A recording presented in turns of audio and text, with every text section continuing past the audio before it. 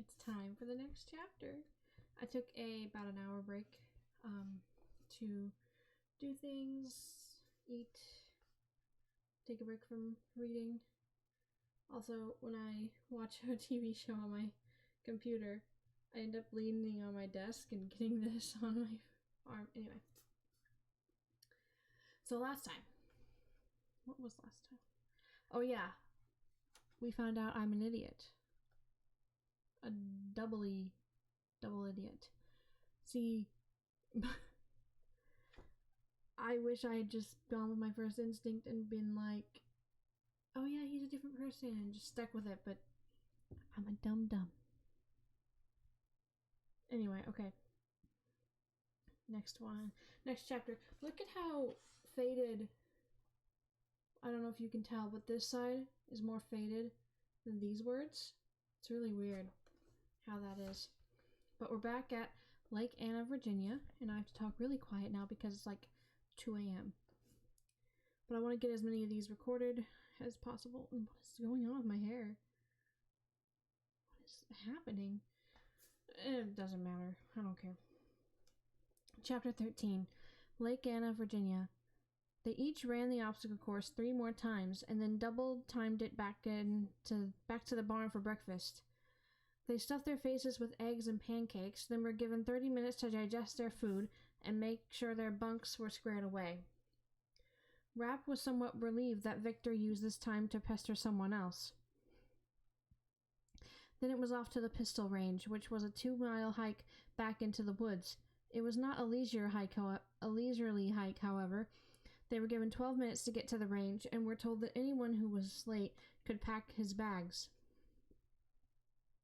Rapp was starting to get the idea that they would be doing a lot of running, which was fine by him. Why does Dylan O'Brien play characters that run a lot? First Thomas and now this guy? Okay, whatever. It's fine. He kept a pace or two off the lead and made it look as if he was struggling to keep up, but he wasn't. The range was adjacent to the obstacle course. It was 12 feet wide and 100 feet long, and was as bare bones as you could get. Basically, a tractor had scooped out a 10-foot deep trench that ran between a row of pines. It was lined with old car tires and covered with camouflage netting, which in addition to the tree branches made the light pretty weak. There were 3 shooting stations made out of pressure-treated plywood and lumber. Silhouetted targets were already hung at 20 feet and silenced 9mm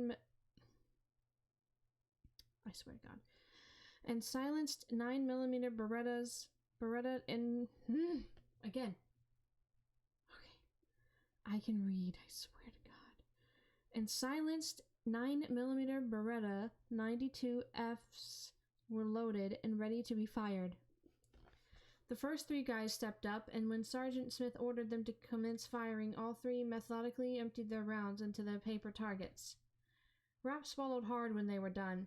The first 2 guys punched soup can-sized holes through the chest of the black silhouettes.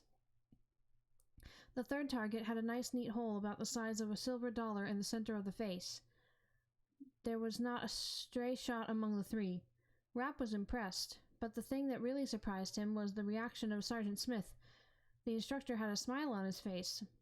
Sergeant Smith stood beside the last shooter and said, "Normally I don't like you SEALs."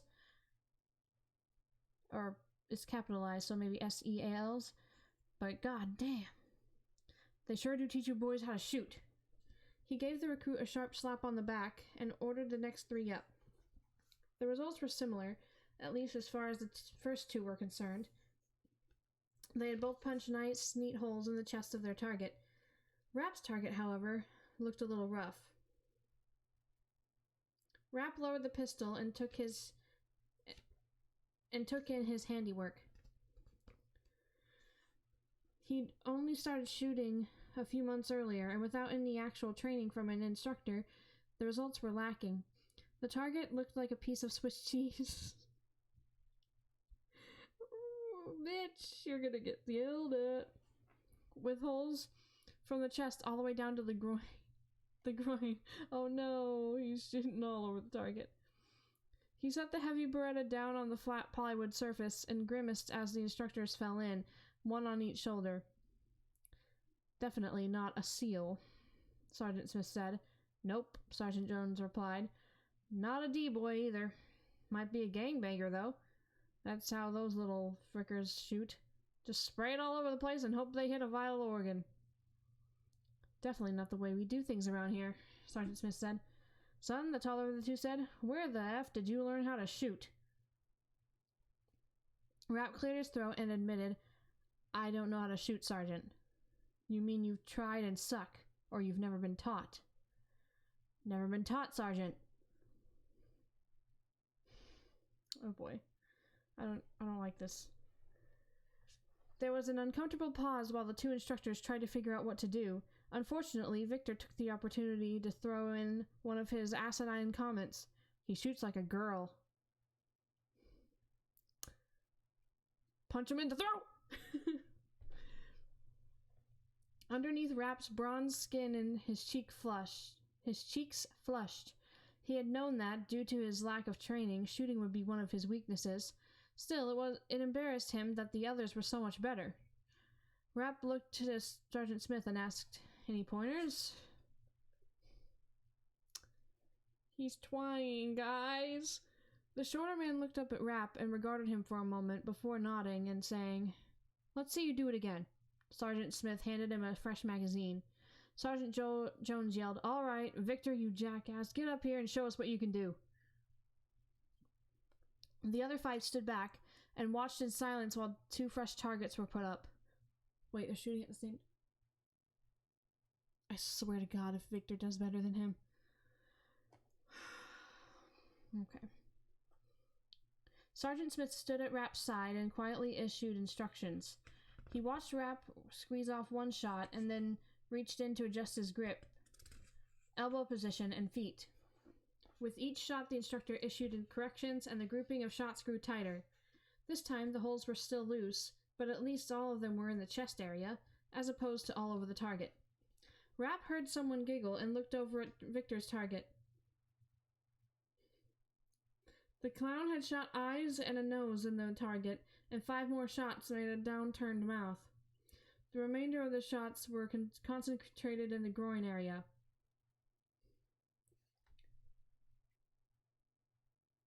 What the? Victor, Sergeant Jones said, what in the hell are you doing? Long-term strategic planning, Sarge. I doubt your pea-sized brain could attempt such a thing.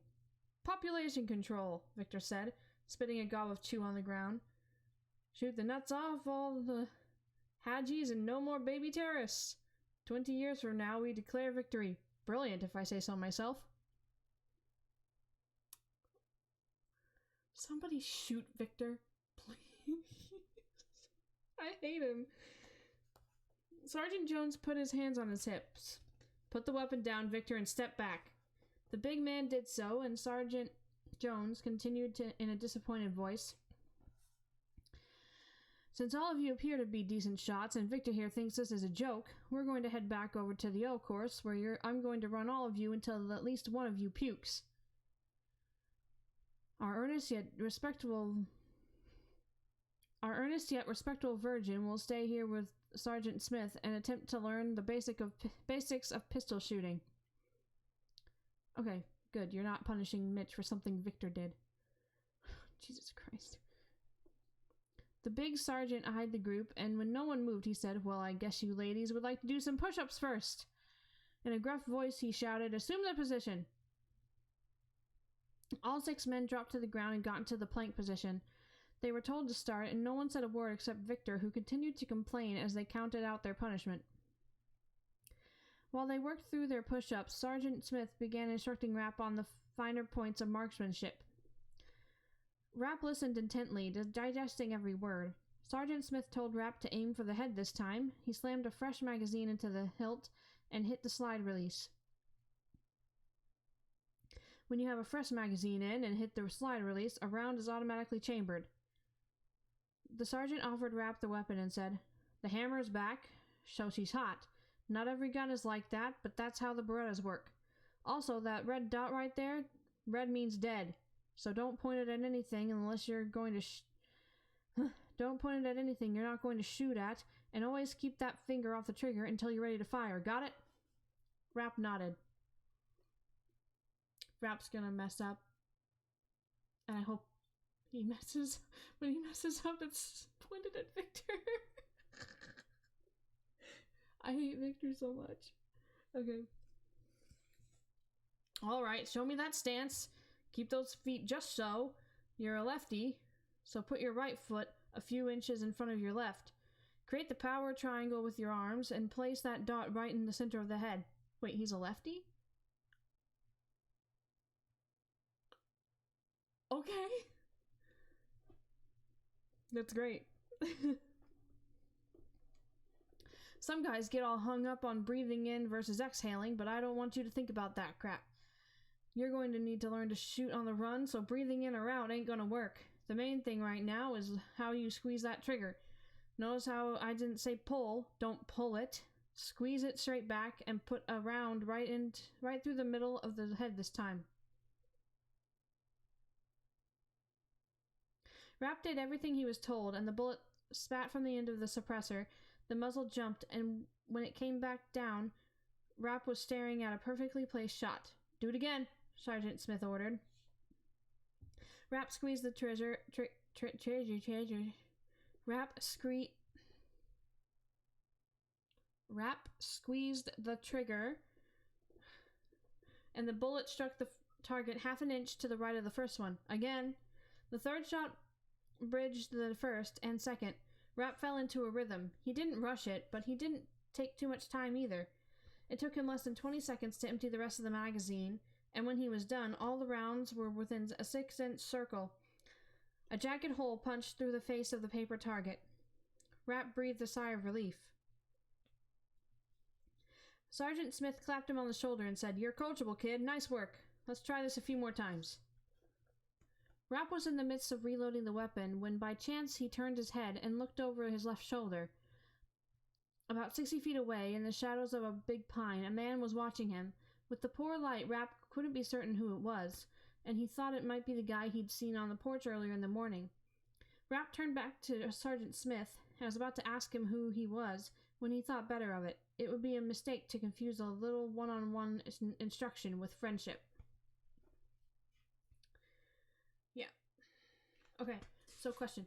Is that guy that's watching Rap, is that Tom Lewis, or is that some random dude? That was a question from the other chapter that I forgot to ask. Also, Thomas Stansfield and Tom Lewis are two different people. I'm never gonna live that down. I'm never gonna let myself forget that I made that mistake. It's the worst. Okay, so I think I can put chapter 13 into this video too. Yeah. Yeah, I can. I really hope we get some more backstory on Mitch, because I want to know. Also, he's left-handed.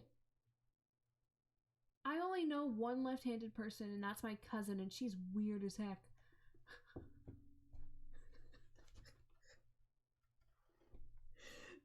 If she ever sees this video, I'm sorry, but you're weird. Also, we're family, so it's okay for me to say that you're weird. Also, I mean it in an endearing way, so don't take offense. Next chapter. It doesn't have a headline on it, but chapter 14. Dr. Lewis walked into his office, offered a faint smile to his visitor, and closed the door behind him. He'd been watching the new recruit intently for the past 3 days. That answers that question. At 23, he was the youngest project they had attempted to run through the program, and from what he'd seen in the last few days, the man showed a great deal of promise. Before sitting, Lewis glanced down at the notepad and pen sitting in the middle of the desk.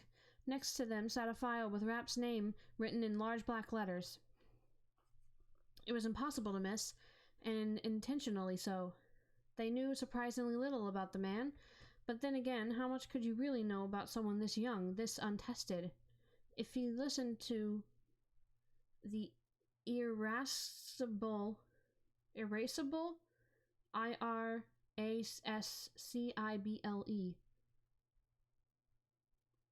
gonna look that up later. If he listened to the irascible Hurley, inexperience was a curse, and if he listened to the more pragmatic Kennedy, it was a blessing. Lewis didn't know who was right, but he had grown tired of listening to them bicker. Moving behind the desk, Lewis sat in the worn leather and wood desk chair and leaned back. The chair emitted a metal squeak. The doctor ignored it and moved his eyes from the subject to the contents sitting on his desk.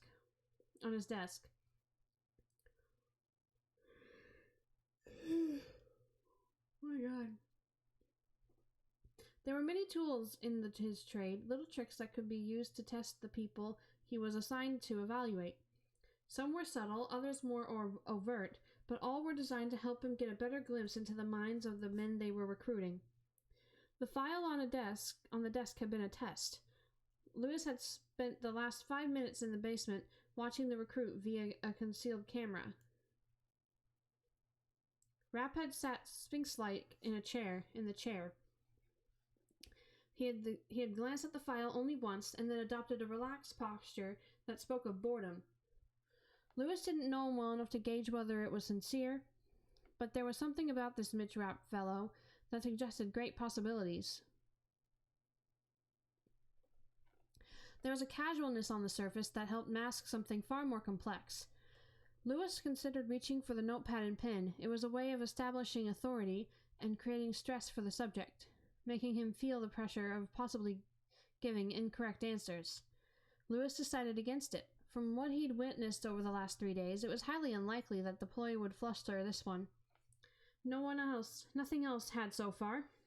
Going on a hunch, Lewis clasped his hands behind his head and casually asked, "You know what you're getting yourself into?" Rapp looked at him with dark brown eyes and shrugged as if to say it wasn't worth acknowledging the obvious. "I don't read minds," Lewis said, only half serious. "I'm going to need you to verbalize your answers. Hopefully, you're going to turn me into a weapon. A killer." Lewis considered the straightforward answer and then said, "Not me specifically, but in essence, yes, that is what we're going to do." Rapp gave a silent nod as if that was just fine with him and continued to look right back into the bright blue eyes of the man who had been watching him from a safe distance. Do you have any reservations?" "Not really."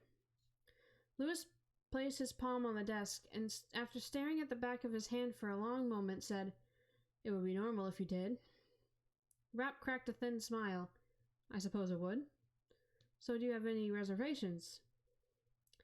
It was a pretty vague question, and Rapp didn't like vague.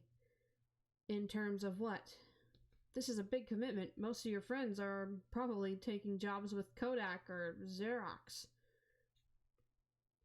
More than a few of them were, but Rapp simply nodded. Lewis noted that Rapp was not jumping out of his chair trying to please him with earnest answers, nor was he displaying the open disrespect that many of the candidates would employ as a defense mechanism. He was striking the perfect balance. Lewis decided to skip his standard 20 minutes of preamble and get to the heart of the matter. "Have you ever wondered what it's like to kill a man?" Rapp nodded. He had spent more time wondering about it than he would ever admit to this guy or anybody else. "Do you think that's healthy?" This time, Rapp let out a small laugh.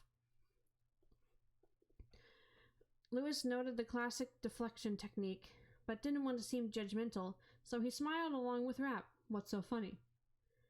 "I can answer your question 6 ways, and depending on your mood, you might find all the answers acceptable. Or none of them." "How do you mean?" "It's all in the context." "Context is important," Lewis agreed. "Give me an example."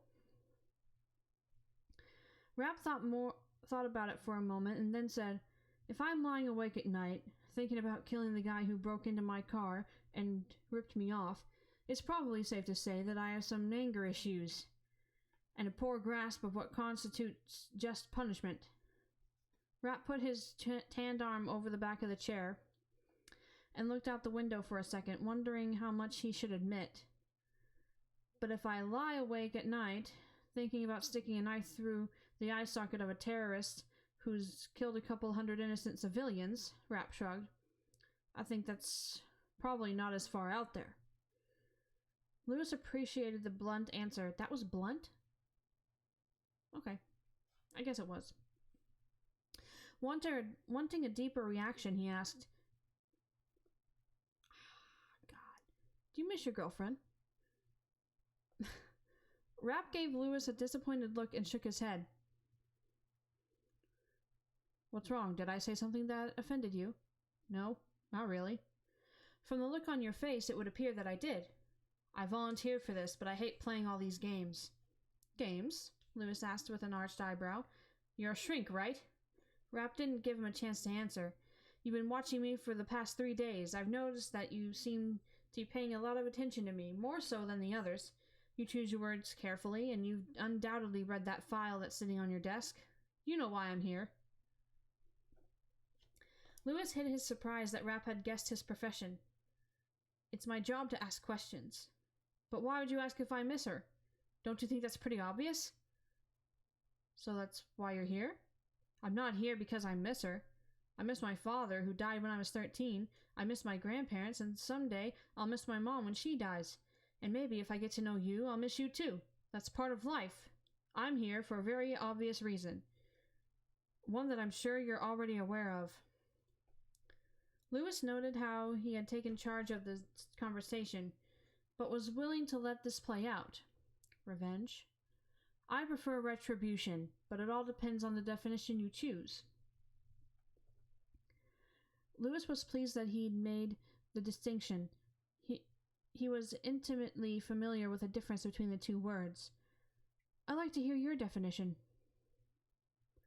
Revenge is more wild, less calculated, deeply personal. And retribution? Rap thought about it for a moment and then answered in a very clear voice. Retribution is a punishment that is morally right and fully deserved. And the men who conspired to bring down Pan Am 103. Rap leaned forward, placing his elbows on his knees, and said, every last one of them deserves to die. Lewis looked at the file on the desk and asked, this is a weird question. You're Catholic? You're Catholic? Yes. So how do you square this with your Lord? Your idea of retribution doesn't exactly conform to the turn the other cheek preaching of Jesus Christ. Nice try, Rap grinned. How do you mean? I'll tell you a little secret about me. I'm not the most patient guy. I have a lot to learn, and I'm eager to learn it. So when you start to hit me with selective theology, you might get my back up a bit. Selective? Lewis asked. Yeah. I've never understood the intellectual dishonesty of people who say the Bible is the Word of God. True. And then choose to pull several verses from only the New Testament, for example. Turning the other cheek is one of their favorites, and they use it while ignoring a dozen Old Testament verses and a few New Testament verses that say the men who brought down that plane deserve to die. I mean, he's right. Lewis conceded with a nod. That's what I just did. So, if it comes to it, you don't think you'd have a problem taking another man's life? That depends. On what? Who the guy is, and more important, what he's guilty of. I liked that chapter. I loved it because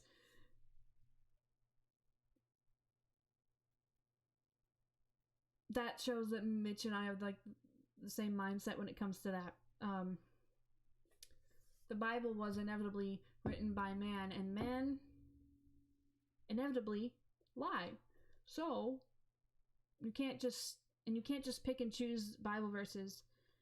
You can't cherry pick ones that say turn the other cheek, and then ignore all the other ones. You have to it's a weird balance that you have to find when you read the Bible. And then even then you have to do some of your own soul searching, because you're not going to agree with everything in the Bible. It's just impossible.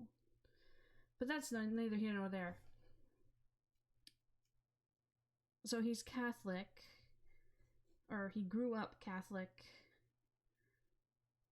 He says he had a disappointed look and shook his head when he was asked, "Do you miss your girlfriend?" But I think he does miss his girlfriend. It's just he doesn't. It's part of life, and he has to move on. You know what I mean? So he's more interested in getting that retribution and moving on with his life. Anyway, this is getting up to be 26 minutes long video, so I'm just gonna end it and get into the next chapters. I'm really enjoying this, especially that last chapter. That was good. See you guys.